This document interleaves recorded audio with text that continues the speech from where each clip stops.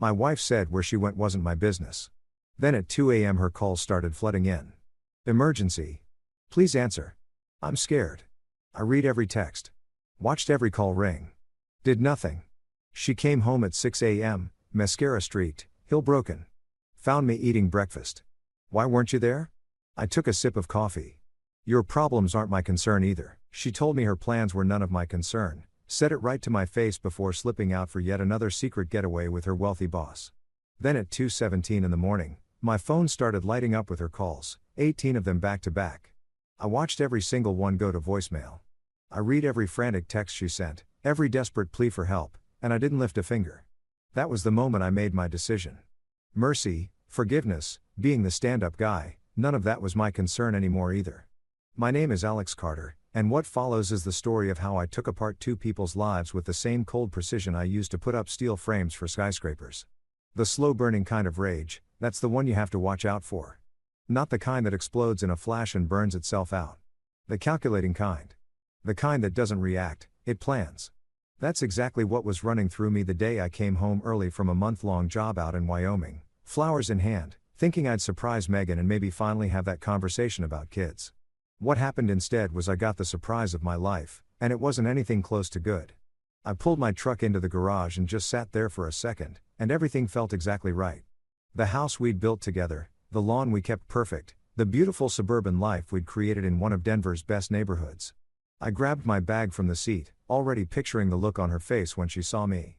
7 years of marriage, and even with the distance my work sometimes created, I was sure about us. Rock solid. The kind of couple other people looked at with envy. I was dead wrong. The front door was already unlocked, which should have set off every alarm in my head. Megan obsessed over security. She checked the locks twice every night and had talked me into installing a $1,500 alarm system just the previous year because she said she felt vulnerable when I was away. Now I understood what she really needed it for, easy disabling. As I stepped into the entryway, my boots making no sound on the hardwood I'd laid myself, I heard something that stopped my blood cold. Laughter. Her laughter, but not the kind she ever used around me anymore. This was a different sound entirely. Unguarded, intimate, the sound of two people sharing a secret that had no business being shared. I stood right there in my own hallway, invisible inside my own home, while my wife casually mapped out her betrayal without a hint of shame. The other voice was smooth and self-assured, the kind of voice that comes from spending a lifetime getting exactly what it wants and never being challenged. They were in the living room, probably on the couch I'd hauled up 3 flights of stairs and assembled with my own hands, drinking wine my paychecks had bought, with time they'd stolen from me. Next Friday is perfect, Megan was saying, her voice carrying that warm, flirtatious energy I remembered from when we first started dating, the way she used to sound when she looked at me. Alex will be in Seattle at least 2 weeks, maybe longer if the project drags on like they always do. We can have the whole weekend at Silver Peak. I'll tell him it's some kind of client crisis that needs me there immediately. He'll buy it. He always does. The man laughed, a low, greedy sound. The kind of laugh that belongs to someone who takes whatever he wants and never pays the price. You're getting real good at this, Meg. Makes me wonder what else you've been keeping hidden. What other stories you've got polished to perfection.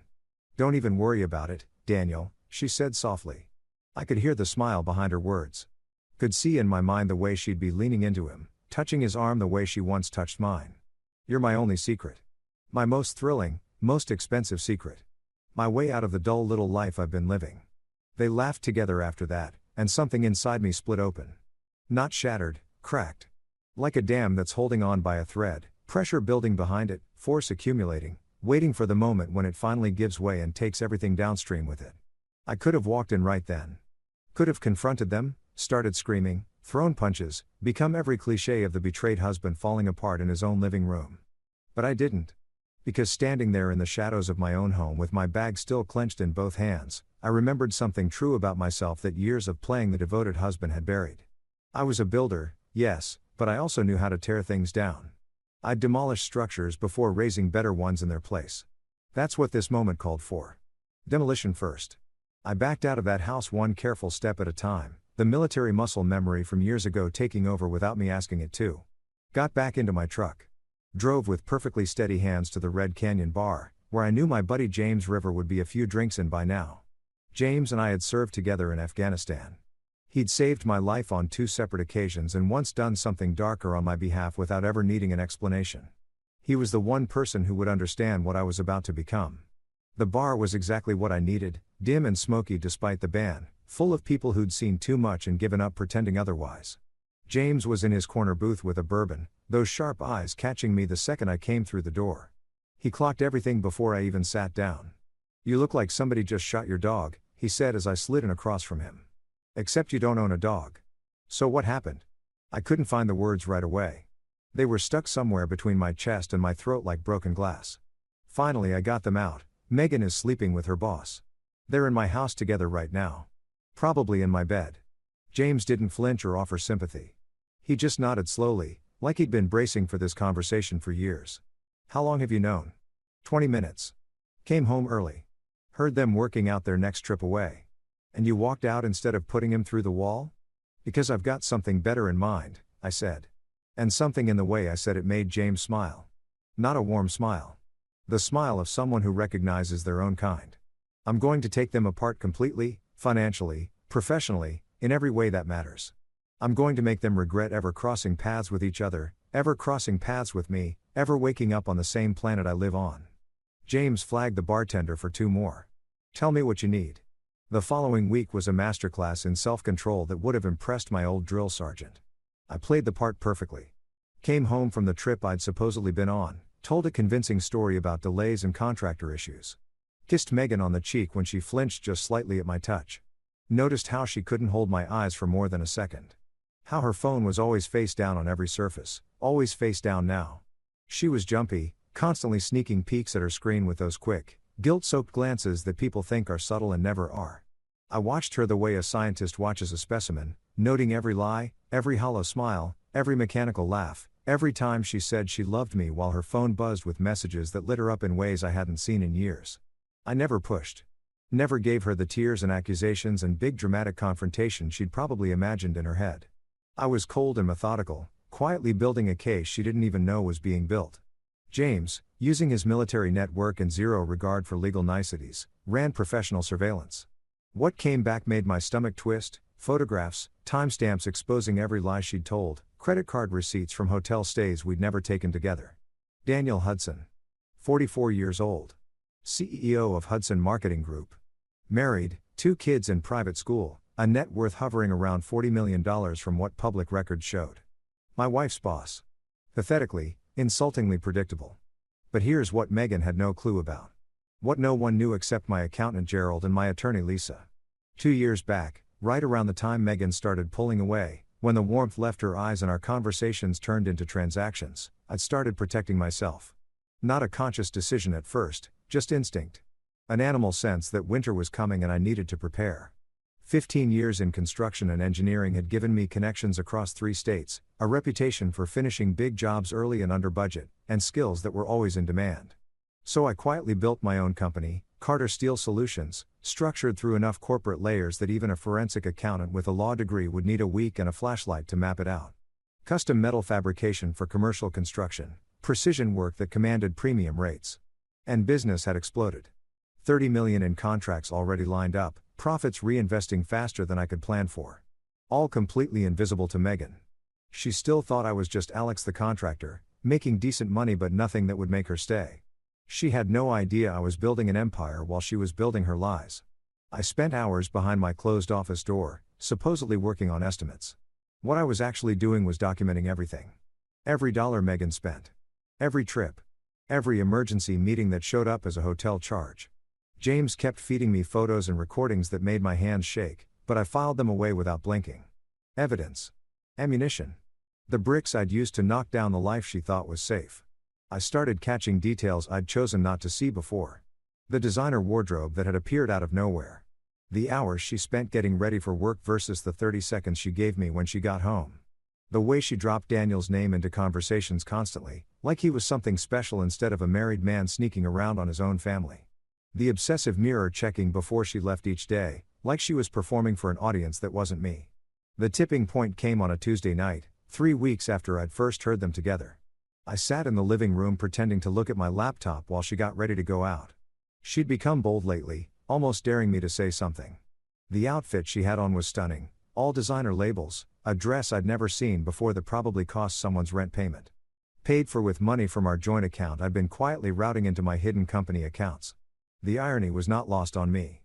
"I'm going out," she announced, taking one last look in the hallway mirror and turning slowly to make sure every angle looked right. For him. Her tone was sharp, testing me, hoping I'd push back so she could start a fight and use it to justify whatever she was doing in her head. I looked up from my screen, face completely blank, giving her nothing. "Where to?" She wheeled around and there was something in her eyes, guilt mixed with defiance mixed with contempt. "Where I'm going is none of your business, none of your concern, not your problem. Honestly, you've been impossible lately. So cold and checked out and buried in your work. Maybe if you actually paid attention to your own wife instead of running off to every project that comes along, I wouldn't need to find my own entertainment." The nerve of it. The absolute, breathtaking audacity of someone who's been cheating on you then turning it around to make you the reason, making you feel responsible for pushing them away. It almost made me laugh. Almost. Instead I nodded once, keeping my face flat and unreadable. "You're right," I said, my voice completely level. "It's not my business. Have a good night, Megan. Don't bother waiting up." She hesitated, clearly expecting fireworks, needing the drama and the tears to justify herself. But when I turned back to my laptop without another word, dismissing her like she was already a ghost, she grabbed her bag and left. The door slammed hard enough to knock a picture frame sideways on the wall. I sat alone in our beautiful home, counting to 100, letting the fury roll through me and then past me, until it settled into something colder and far more useful. Rage was hot and sloppy. What I had now was ice. Clarity. Intent. Then I picked up my phone and texted James, "It's time. Get everything ready. We move tomorrow." His reply came back instantly, "Been waiting for this. Both targets.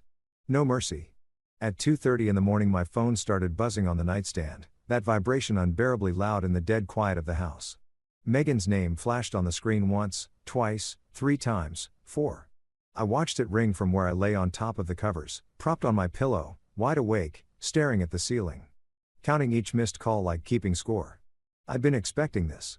Daniel Hudson was a predator, but underneath that he was a coward, the type who takes what he wants right up until there's actual risk involved, and then vanishes. Something had gone sideways on their little getaway, and now she needed me. Now she wanted the man she'd been betraying to ride in and fix whatever mess she'd made, to play the dependable rescue plan she'd always kept in her back pocket. I let it ring. Let her panic. Let her feel what it was like to desperately need someone who simply wasn't there. After the 4th call, the text started. "Alex, please. I need you. Emergency. Please answer." Then, "I'm scared. Where are you?" Then, with typos that gave away how shaken she was, "Please don't do this. I'm sorry. Please." I read every single one as they came in. Felt nothing but a cold, quiet satisfaction settling deep in my chest. Whatever was happening to her out there, she'd earned every second of it. She'd made her choices. Now she was living inside them. I powered off my phone and went to sleep, the deepest, most peaceful sleep I'd had in months. She stumbled back in around 6 the next morning, just as daylight was starting to color the sky. Mascara tracked down her face in dark streaks, one of her expensive Louboutin heels snapped clean off and hanging at a broken angle, the red sole catching the light like something wounded. Her dress was torn at the shoulder.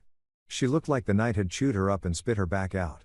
And when she walked into the kitchen and found me calmly eating breakfast, something between relief and terror moved across her face. "Alex," she said, and her voice was raw from crying or screaming or both. "I called you over and over. Why didn't you pick up? Why weren't you there?" I looked at her over my coffee mug, took my time, let the silence do its work, took a slow sip before answering.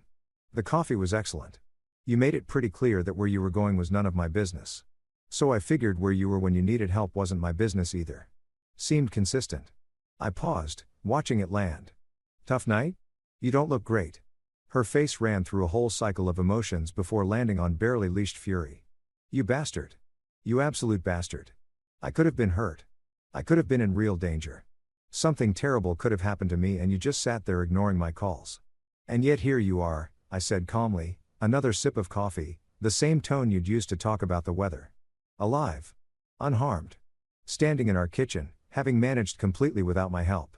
Funny how that worked out. Makes you wonder what else you've been managing without my knowing." She opened her mouth to go at me again, but I was already on my feet, grabbing my keys off the hook, walking past her without so much as a glance. "I've got a meeting. Important one." Don't wait up. I paused at the door and looked back at her for just a moment. You might want a shower, Megan. You smell like someone else's cologne. The meeting was with Lisa Martin, the most feared divorce attorney in the state of Colorado. Her reputation arrived before her like a weather front. Her downtown office was all glass and chrome and hard angles, which suited her perfectly. When I sat down across from her and laid out everything I had, the documentation, the evidence James had gathered, all of it, she smiled. Not a warm smile. The smile of a shark that just picked up a scent. Alex, she said, leaning back in her chair and pressing her fingertips together, I've spent 20 years in family law. I've heard it all. Every betrayal, every story, every excuse. But what you've brought me today, she gestured at the spread of folders across her desk, this is extraordinary. A cheating spouse entangled in corporate fraud, a compromised executive with a trail of harassment settlements, and a client who actually had the foresight to document everything and protect his own assets. You're not just a victim here. You came prepared to fight. And I'm going to make sure you win. We worked through the afternoon and into the evening, ordering in food, going through every piece of evidence like military strategists, the secret company, the separate accounts, every cent Megan had spent and every trip she'd taken and every lie she'd told. James had done remarkable work, photos that made Lisa raise her eyebrows, recordings that pulled a low whistle from her, timestamp documentation that built an airtight case for systematic, deliberate betrayal. But Lisa always wanted more. That's what made her the best. This Daniel Hudson, she said, pulling up everything she could find on him, fingers moving fast across her keyboard. He's had complaints before. 3 harassment claims in 5 years, all buried under NDA agreements paid out of company funds. His books have some creative entries that I'm certain the SEC would find fascinating. If we can dig deep enough, if we can tie Megan directly to his financial crimes, we don't just end a marriage. We end 2 careers, 2 reputations, 2 lives. We don't just divorce them. We dismantle them. Perfect, I said, and my voice had no warmth in it whatsoever. That is exactly what I'm after. I want them to lose it all, the way they tried to take everything from me. This is going to get messy, Lisa said, looking at me seriously. Mutual friends will pick sides. People will have opinions. Your personal life becomes a public story. Are you truly ready for that? Because once we start, there's no pulling back. This is scorched earth, Alex. I thought about Megan's face the night she said my concerns weren't her problem. Thought about the 2 of them laughing on my couch in my living room while I was away working to support them both. Thought about her desperate calls I'd let ring in the dark. Thought about every lie she'd sold me so smoothly I'd started to doubt my own memory. I'm not just ready, I told Lisa. I'm looking forward to it. Let them see. Let everyone see exactly what comes back around when you betray someone who knows how to fight. Getting to Daniel Hudson directly was the next step, not to start something messy, but to fire a warning shot across the bow. To let him understand that the game had shifted, that he wasn't dealing with some oblivious husband anymore. He was dealing with someone who'd been trained for combat and didn't believe in doing things halfway. Using James's contacts and my knowledge of building systems and security layouts, I walked straight into Hudson Marketing Group dressed as a maintenance worker, worn toolbox, official-looking clipboard, a uniform that made me invisible to anyone who passed. Nobody looks twice at the repairman. I learned that years ago on job sites, confidence and purpose are the best disguise you can wear. Daniel's office was exactly what you'd expect from a man who mistakes expense for substance. $50,000 desk. Italian leather on every surface. Art on the walls that looked like it cost a fortune and meant absolutely nothing. Floor-to-ceiling windows overlooking downtown Denver, the kind of view that signals power to people who need that kind of signal. Daniel himself was on a call when I walked in, leaned back with his feet on the desk like he was the only important person on earth. The confusion on his face when he registered me would have been funny if I were in any mood to find it funny. He wrapped up his call fast, switching from confusion to irritation. Who are you? You can't be in here. I'm calling security. I closed his door behind me slowly, then crossed to his desk at my own pace and set a flash drive down next to his keyboard with a soft, deliberate click. My name is Alex Carter, I said, quiet and perfectly steady. I believe you're well acquainted with my wife. Megan. Quite intimately, in fact. Every drop of color left his face at once. He tried to recover, pasting on a calm he clearly didn't feel. I have no idea what you're referring to. I think you have me confused with someone else. I held up one hand to stop him. Don't. We're both too intelligent for that. On that drive, photographs of you and Megan across 4 different hotels over 3 months. Recordings of your phone conversations laying out your plans in detail. Time-stamped videos of you coming and going from those hotels on the exact days she told me she was working. Credit card records showing who paid for the rooms. Transcripts of over 3,000 text messages between your personal phone and hers. Emails where you two discuss not just your affair, but also confidential material she forwarded from my own private files. Every piece of it documented and organized in a way that would make any prosecutor in this state weep with gratitude. On that same drive is 7 years of your company's financial history, the offshore accounts and the Caymans you kept off the books. The shell company contracts you've been awarding yourself. The harassment settlements you paid out using company funds. The insider trading patterns. All of it. Meticulously documented. I've been very thorough, Daniel. Now he was genuinely frightened, that wall of arrogance finally crumbling. What do you want? Money? You want to be paid? Name a number. I could have laughed at how predictable it was. This has nothing to do with money. I'm not here to cut a deal. I'm here to give you a choice, one time, so pay attention. You can walk away quietly. End things with Megan immediately. Take the professional fallout heading your way without trying to drag her down harder than necessary. Cooperate when the time comes. And maybe, I keep the worst of what I know to myself. Maybe you just lose the corner office and the reputation instead of your freedom. And if that's not what I do? He asked, reaching for bravado and coming up short. I leaned forward over his desk, close enough that he had nowhere to look but at me. Then I reduce your entire world to rubble. The company, the reputation, the marriage, the freedom, everything. I make sure every partner, every client, every reporter in this city knows your full story. I make sure your wife learns about your other women, because Megan isn't the first, is she? I make sure your children find out who their father actually is. I show up and testify against you in person. I spend every cent I have ensuring you never work in this industry again. And that's before I hand it all over to the authorities and let them pick through what's left. Are we clear?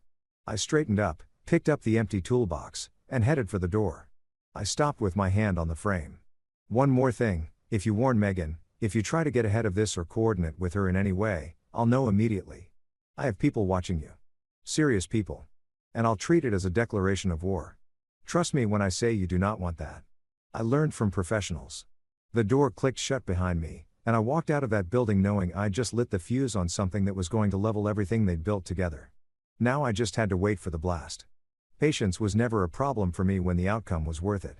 Megan grew more desperate by the day after that, like a creature that senses the trap tightening but can't figure out which direction the danger is coming from. She worked through every tool she had, dressed up in lingerie I hadn't seen in years, which I deflected with polite neutrality, picked fights over my distance, which I answered with nothing but calm, cried and apologized past the point where it could have mattered, which left me completely cold. She couldn't understand what had changed, why the patient, forgiving Alex she'd counted on for years had been replaced by this stranger who looked at her like she was already gone. She started trying to get into my finances, my email, my phone, growing increasingly frantic when she found every door locked, every password changed, every path blocked. IT professionals had helped me seal everything down tight. Every dead end she hit made her more erratic. I could see the panic building behind her eyes. The realization that whatever control she thought she had was gone, and she had no idea how to get it back. One afternoon I came home early on purpose to find her in my home office, digging frantically through a drawer of files. Fake files I'd deliberately placed and left unlocked, showing a business hemorrhaging money, debts I didn't owe, accounts that didn't exist, loans in free fall. When she looked up and found me standing in the doorway watching her, she didn't even bother pretending. The desperation had burned past shame. "What is going on, Alex?" she demanded, papers in her hands like she was holding evidence. "Where did the money go? Why is everything locked down? Why can't I access anything?" "I don't know what you mean," I said, perfectly innocent. "Everything is fine. Right where it should be." "Don't lie to me," she shouted, losing what was left of her composure. "My card got declined at Nordstrom today. You know how humiliating that was? The bank told me you moved everything into business accounts I'm not on. They said the house is in your name alone. When did that happen? What did you do?" "My company needed investment capital," I said, keeping my shrug casual. "Big growth opportunity. I'm sure it'll sort itself out, nothing you need to worry about." Her eyes narrowed and I could see the calculations running.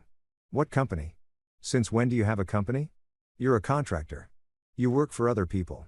"Since I started taking my future seriously," I said evenly, letting her own words come back to her. "You told me to pay more attention to my work, right? Stop being so predictable.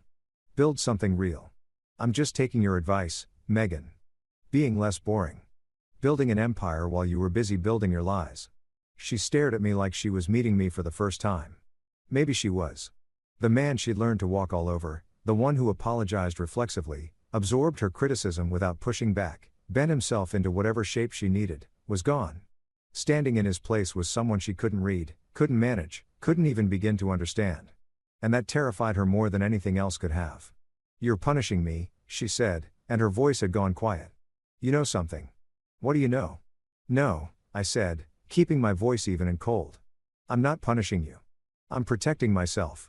Those are two completely different things. The final confrontation, the one I'd been orchestrating for weeks the way a conductor shapes every note before the performance, happened at Silver Peak Resort. James had intercepted an email Daniel carelessly sent from a work account giving me the exact dates. I booked my own room under a different name, paid cash, and left no footprint behind. I wasn't going up there to catch them in the act, that moment had passed. I went because I needed to finish this face to face, in the place where they felt safest. I drove up into the mountains alone on a Friday afternoon, winding roads cutting through thick pine, glimpses of snow-capped peaks between the trees. The resort was exactly the kind of place Megan loved, polished and exclusive and priced so high that regular people only ever read about it. 5-star dining, a spa with treatments that cost more than car payments, suites with views that belonged on magazine covers. All of it probably running through Daniel's company account, since Megan's personal credit had been quietly cratered by my very deliberate management of our shared finances. Getting into their suite was almost insulting in how simple it was. $50 to a housekeeper with no curiosity, and I had a key card and a room number. I waited until evening, until the last light was dying behind the mountains, until I knew they'd have settled in with their drinks and their guard fully down, feeling untouchable inside their bubble. Then I walked through their door like I'd paid the bill. They were out on the balcony, backlit by the last of the sunset, champagne catching the final light, looking like a scene from a luxury travel ad. Megan in a stunning black dress I'd never seen, bought for exactly this occasion with money she assumed was still partly hers. Daniel had his arm around her waist with the casual ownership of someone who thinks he's already won. They looked like people who'd never faced a consequence in their lives. "Hell of a view," I said from the doorway, and my voice cut right through whatever moment they were sharing. Megan's glass slipped from her fingers and shattered across the balcony tiles, champagne spreading like something spilled at a crime scene. Daniel spun around fast, face moving through shock, then anger, then something that looked a lot like fear. "Alex," Megan breathed, her voice barely forming the word. "What are you doing here? How did you find us?" I walked into the suite at my own pace, taking stock of everything around me with unhurried appreciation. Egyptian cotton sheets on a king-sized bed. A hot tub on the balcony. Vintage champagne in an ice bucket. Just wanted to see where my money was going. Where my wife's time was disappearing to. Nice choice. Very tasteful. Is that the Dom Perignon 08? Excellent selection. I hear it pairs well with broken vows and borrowed time. Daniel stepped forward, positioning himself between us, trying to summon the executive authority he used in conference rooms. "Get out. Now. This is private property. I will call security." I smiled at him, and there was nothing friendly anywhere in it. "What you need to do, Daniel, is stop talking and start listening. Because right now, as we're having this conversation, emails are being delivered to every member of your board detailing 7 years of financial crimes. By the time the sun comes up you'll be terminated, under federal investigation, and looking at criminal charges that carry real prison time." The blood left his face like a light being switched off. "You're lying. You don't have anything." "Already sent," I said, glancing at my watch. "About 43 minutes ago. Lisa Martin doesn't do anything halfway. I'd check your phone. Something tells me it's having a very eventful evening." He grabbed his phone with shaking hands and what he found there wrecked him, notification after notification from board members, lawyers, partners, everyone scrambling at once. He kept scrolling, hoping it would stop, and it didn't. I watched the arrogance drain out of him in real time. Megan found her voice and it came out desperate and high-pitched. "Alex, can we just talk? The two of us, alone? We can work through this. Talk?" I turned to face her, and whatever she saw when she looked at my eyes made her step back. "The way we talked when you told me where you were going wasn't my concern? Or all those other times you looked me in the face and lied, about late nights, about business travel, about loving me, about keeping your vows?" "I do love you," she said, and tears started cutting through her makeup. Real ones, maybe. I no longer had the energy to care either way. "You love what I provided," I said flatly. "You love the house and the income and the fallback plan. The actual human being named Alex, the man you made vows to, him you never loved. Because love doesn't coexist with what you've done. Love doesn't look like this. Love requires basic respect. And you never had that for me. Not once in 7 years. Daniel had recovered enough of himself to try one more lunge.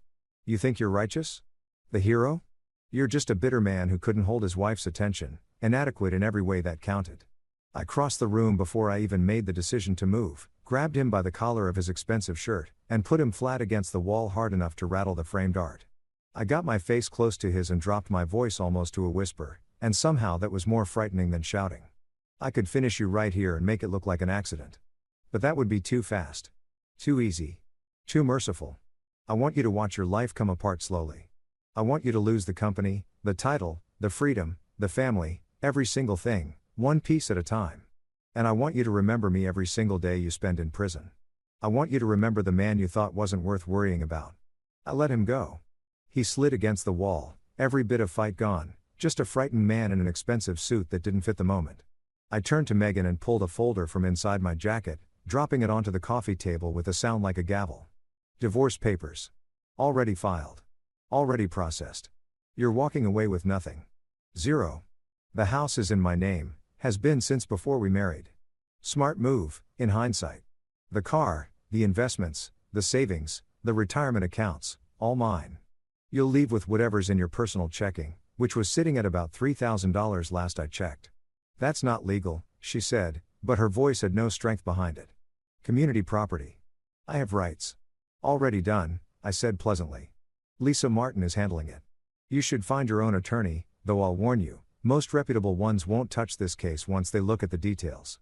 You're being investigated for conspiracy to commit fraud, industrial espionage, and money laundering. Forwarding confidential documents from my files to your boss's competitors, that's a federal crime.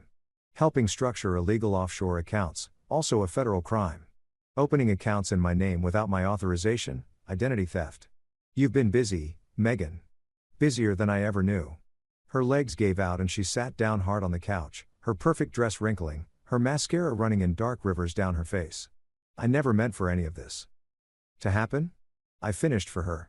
But it did happen. And now both of you get to live inside what you built. I headed for the door. One more pause, one more turn. You remember that night you called me at 2 a.m? All those calls in a row? All those texts begging me to respond? I was in bed. Phone right beside me. I read every message as you sent them. And I made the deliberate choice to do nothing.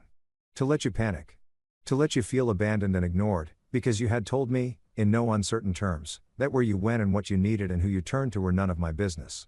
I simply took your advice. I applied your philosophy. Turned out it worked just fine. The look on her face in that moment, the full weight of it landing all at once, was worth every sleepless hour I'd spent getting to this point. I walked out of that suite and drove back to Denver with the windows down and the music up, feeling lighter than I had in years. Like I could finally fill my lungs all the way. What followed was a spectacularly satisfying collapse. Daniel's company imploded within days. The board voted unanimously to remove him without severance. Criminal charges came fast after that, SEC investigations, IRS warrants, the whole machinery of consequence rolling over him at once. His wife filed for divorce immediately and took what she could before the legal battle stripped everything bare. Smart woman. Megan tried to contest the divorce. Borrowed money from her parents to hire an attorney, but going up against Lisa Martin with borrowed money was like bringing a kitchen knife to a gunfight. Her attempt to rally friends around her ran straight into the wall of social media. News about the affair and the federal investigation had already spread. The dinner party crowd suddenly stopped returning her calls. What I hadn't anticipated, what genuinely caught me off guard even though it probably shouldn't have, was how fast Daniel turned on her. When prosecutors showed up with plea offers tied to cooperation, he opened up completely. Gave them everything. Threw Megan so far under the bus she left a shadow. It was her, he told investigators, told lawyers, told anyone with ears. She manipulated me. She seduced me. She was the source, forwarding her husband's confidential information, suggesting the offshore structures, helping design the illegal transactions. She was the architect. I was just going along with what she'd set in motion. Megan hadn't seen that coming at all. The man she'd burned her life down for turned on her without blinking. Her attorney called my attorney begging for contradicting testimony. I laughed and hung up. She was on her own. The investigators found hundreds of emails she'd sent Daniel, forwarding documents I'd deliberately left accessible in my home office once I knew what she was doing. Financial projections, contract details, competitive intelligence. Months of it, all time-stamped, all provable. What she'd done had long since crossed the line from an affair into something considerably more serious. The day her criminal charges were filed, I was in Lisa's office signing the final divorce papers. Lisa's phone rang mid-signature, and the smile that spread across her face when she hung up told me everything before she said a word. "My contact at the DA's office," she said, barely containing herself. "Conspiracy to commit fraud, industrial espionage, money laundering, identity theft. If she's convicted on all counts, 10 to 15 years federal, possibly more if they add RICO." I signed the last page and nodded. "Daniel is facing 20 to 30, Lisa added. "Fraud, embezzlement, money laundering, tax evasion, obstruction." His plea deal collapsed when they caught him lying too many times. His lawyers are in full panic mode. It's genuinely beautiful. The house felt different once I changed the locks. Like it had been holding its breath for years and could finally let go.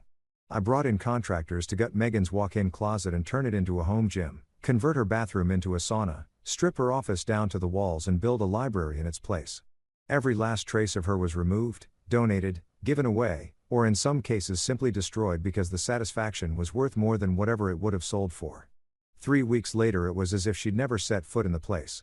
James came by one evening with a bottle of Macallan 25, the good stuff, reserved for moments that actually meant something. We sat out on the back deck watching the sun go down over the mountains in brilliant shades of orange and deep purple. Neither of us said much. We didn't need to. He knew what it had cost me to get here.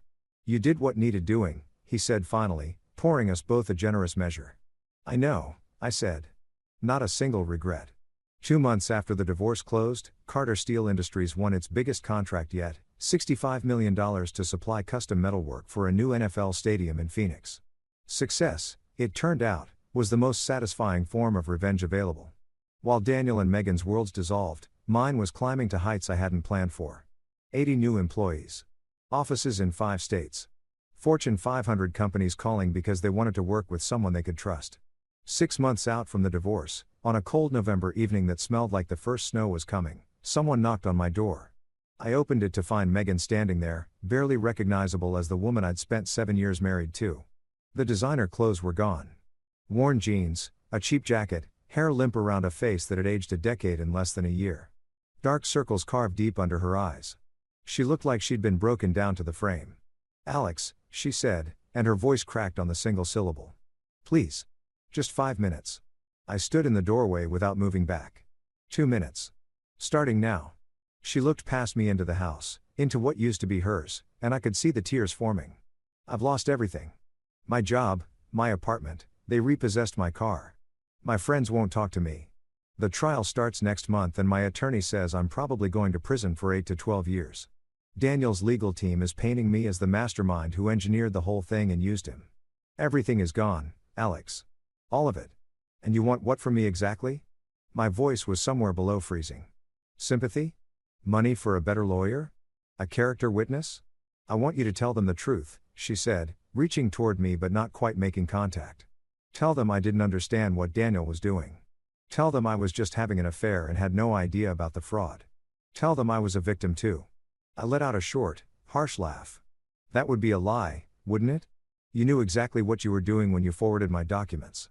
You knew what those offshore structures were. You helped open accounts in my name without my knowledge. You weren't an innocent bystander, you were a willing participant. An active one." "I was in love," she shouted, desperation cracking into anger. "I wasn't thinking straight. He told me we had a future together. Told me I was special. Told me he'd leave his wife and we'd build a life. I was stupid. I was wrong. But I don't deserve prison for falling for someone." "You were in love," I repeated, tasting each word. "So that's your defense. You destroyed our marriage, helped commit federal crimes, hurt everyone around you, but you were in love, so it shouldn't count. That's what you're going with." She dropped to her knees right there on my front step, grabbing both my hands with both of hers. "Please, Alex. Please. I will do anything. Pay you back however long it takes. Work for you. Sign whatever you need. I cannot go to prison. I won't survive it. Please." I looked down at her, this woman I'd once stood before and made promises to that I'd meant with everything I had. I remembered her laughing with Daniel in my own living room. Remembered her telling me my concerns weren't her problem. Remembered her calls ringing in the dark while I lay there and let them. Remembered every lie, every humiliation, every quiet moment she'd made me question my own sanity. I pulled my hands back and stepped away from her grip. You made your choices, Megan. Now you live with them. Same as I'm living with mine. You're really going to stand there and let me go to prison? She whispered. I'm not letting you do anything, I said, flat and final. You did this to yourself. Both of you. I only made sure you actually faced the consequences instead of buying your way out of them the way people like you usually do. I made sure accountability happened. That's all I did. I loved you, she said, her final card, played face up on the table. I know I didn't show it the way I should have. I know I hurt you badly. But I did love you once.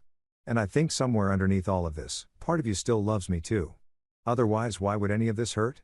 I looked at her for a long moment, really looked, and felt absolutely nothing stir in the place where something used to live. You're wrong. I don't love you anymore. I don't hate you either. I don't feel anything for you at all. You're just a lesson now, a reminder of what happens when you mistake someone patient and principled for someone who'll never push back. Her face collapsed and she began sobbing, shaking, broken sobs that she couldn't control. Please, Alex. I have nowhere else to go. No one left to ask. You are the only option I have. No, I said, and it landed like a door closing. I'm not your option. I'm not your fallback. I'm not your husband. I'm just the man whose life you tried to dismantle, and the man who's walking back inside while you go face what you deserve. You're cruel, she spit, the grief curdling into something sharp. You're vindictive and hollow, and I hope you know that what you did to me, what you're doing right now, is worse than anything I ever did to you. You're a monster. I felt my jaw tighten. Felt heat flare for just a fraction of a second before the ice reasserted itself. You want to talk about cruel? You cheated on me for months. You brought him into our home while I was away making money that supported both of us. You helped him steal from people. You told me my feelings weren't your problem. And when you needed someone in the middle of the night, I did to you precisely what you had been doing to me all along. I treated you like you didn't matter. Because to me, by then, you didn't. You stopped mattering the moment you decided I wasn't worth your loyalty. I started closing the door and she grabbed the frame with both hands. I'll tell everyone what you did, how you engineered the whole thing, how you trapped us, how you manipulated every piece of this. I'll make sure everyone knows who you really are. Go ahead, I said easily. Tell them how I protected myself from a cheating spouse and a corrupt executive. Tell them how I documented the crimes and handed the evidence to the proper authorities. Tell them how I made sure actual justice happened. I'm sure that'll really help your case. Her hands dropped from the doorframe. All of it gone out of her at once. I hate you, she whispered. Good, I said. Now you know how it feels. Now we're square. I closed the door. Turned the deadbolt. Listened to her footsteps and her crying fade as she made her way down the driveway and out of my life. Then I walked to the living room, poured a drink, and sat down in the quiet of my home. My phone buzzed. James, saw her leave. You okay? I typed back, better than okay. It's done. Megan went to trial 4 months later. The evidence against her was overwhelming enough to bury any hope she had. Daniel testified against her under oath, cutting her loose at every opportunity to carve a few years off his own sentence. She was convicted on 7 of 9 counts and sentenced to 9 years in federal prison. Daniel received 22. Their great romance, that thrilling, world-burning love affair they thought justified everything, had lasted exactly 7 months. 7 months that cost both of them everything they had and everything they would ever have. Meanwhile, Carter Steel Industries kept climbing. 120 new employees. Offices in 8 states and 2 Canadian provinces. A downtown penthouse with views that made Daniel's old office look ordinary. I started seeing a structural engineer named Rachel, someone who heard my whole story and didn't blink, who understood that sometimes good people do hard things just to survive. 2 years after the divorce was finalized, we got married quietly, surrounded by people who actually knew us. No drama. No complications. Just 2 people deciding to build something real. When Megan's sister reached out years later asking if I'd write a character reference for a parole hearing, I declined. Politely but without ambiguity. Some things that get burned down were never meant to be rebuilt. Some decisions carry permanent weight. Some people spend their first chance like it cost them nothing, and that's why there isn't a second one. Standing on my penthouse balcony with Rachel beside me, company thriving, future wide open, I raised my glass one last time, not to forgiveness, not to closure, not to moving on.